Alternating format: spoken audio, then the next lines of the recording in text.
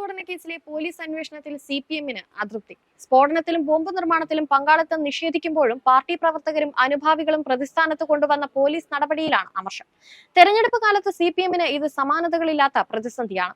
കോഴിക്കോടും വടകരയിലും കണ്ണൂരും കാസർഗോഡും സിപിഎമ്മിന്റെ ജയസാധ്യതകളെ ഇത് ബാധിക്കുമെന്നാണ് വിലയിരുത്തൽ. 4ഇടത്തും വിജയം പ്രതീക്ഷിച്ചാണ് സിപിഎം പ്രചരണത്തിൽ സജീവമായത്. ഇതിനിടെയാണ് അക്രമ രാഷ്ട്രീയം ചർച്ചകളിലെത്തിയ പാനൂർ സ്ഫോടനമുണ്ടായത്. പോലീസിൽ ഷാഫി ഗ്യാങ് സജീവമാണെന്നാണ് സിപിഎം വിലയിരുത്തൽ. ഈ കൂട്ടരാണ് പാനൂരിൽ വിവാദമുണ്ടാക്കിയത്. ഇവരെ അതിവേഗം കണ്ടെത്തണമെന്ന നിർദ്ദേശം പോലീസിലെ ഉന്നതർക്ക് സിപിഎമ്മിലെ പ്രമുഖർ നൽകിയിട്ടുണ്ട്. അന്വേഷണ ഉദ്യോഗസ്ഥരെല്ലാം സിപിഎമ്മിന്റെ സംശയ നിഴലിലാണ്. തെരഞ്ഞെടുപ്പ് കാലത്ത് ആർക്കെതിരെയും നടപടിയെടുക്കാൻ സർക്കാരിന് കഴിയില്ല. എന്നാൽ തിരഞ്ഞെടുപ്പ് കഴിഞ്ഞാൽ സർക്കാർ സർവ്വകാര്യക്കാരനാകുമെന്ന് ഏവരും ഓർക്കണമെന്ന സന്ദേശം എല്ലാവർക്കും നൽകാനാണ് തീരുമാനം. തെരഞ്ഞെടുപ്പിൽ സംസ്ഥാനത്തൊട്ടാകെയും വടകരയിൽ പ്രത്യേകിച്ചും പാനൂർ കേസ് എങ്ങനെ ബാധിക്കുമെന്ന ആശങ്കയിലാണ് സിപിഎം. മുഖ്യമന്ത്രി പിണറായി വിജയൻ കൈകാര്യം ചെയ്യുന്ന ആഭ്യന്തര വകുപ്പ് പ്രതി ചേർത്തതും അറസ്റ്റ് ചെയ്തതും പാർട്ടി അനുഭാവികളെയാണ്. സ്ഫോടനത്തിന് പിന്നിലുണ്ടായിരുന്നവരെ തുടക്കത്തിൽ പൂർണ്ണമായി തള്ളിപ്പറയുന്ന നിലപാടായിരുന്നു സിപിഎമ്മിന്. പോലീസ് നടപടികൾ കാരണം അതിന് കഴിയാത്ത അവസ്ഥ. പ്രതി ചേർക്കപ്പെട്ട ഡിവൈഎഫ്ഐ പ്രവർത്തകർ ശബ്ദം കേട്ട് ഓടിച്ചെന്നവരാണെന്ന് സംസ്ഥാന സെക്രട്ടറി വി.കെ. സനോജും പറഞ്ഞു.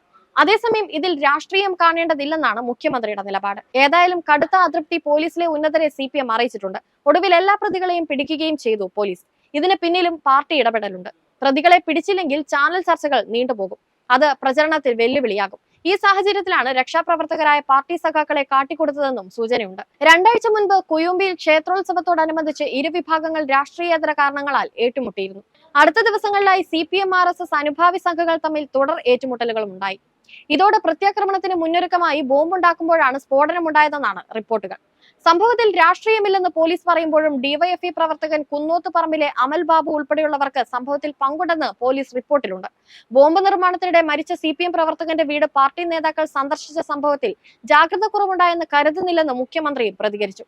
മരിച്ച ഒരാളുടെ വീട്ടിൽ പോകുന്നതും ബന്ധുക്കളെ ആശ്വസിപ്പിക്കുന്നതും നാട്ടിൽ നടക്കുന്ന കാര്യമാണ്. ബോംബ് നിർമ്മാണത്തെ അംഗീകരിക്കാനാവില്ല. കേരളത്തിൽ ബോംബ് നിർമ്മിക്കേണ്ട ആവശ്യവുമില്ല. ഈ സംഭവത്തെ രാഷ്ട്രീയമായി കാണേണ്ടതുമില്ല.